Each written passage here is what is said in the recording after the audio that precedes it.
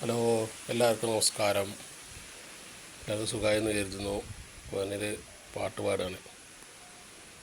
മന്ദാരച്ചെപ്പുണ്ടോ മാണിക്യക്കല്ലുണ്ടോ കയ്യിൽ വാർമതിയേ, പൊന്നും തേനും വായമ്പൂമുണ്ടോ വാനം പാടിതൻ തൂവലുണ്ടോ, ഉള്ളിൽ ആമോദ തിരകൾ ഉയരുമ്പോൾ മൗനം പാടുന്നു.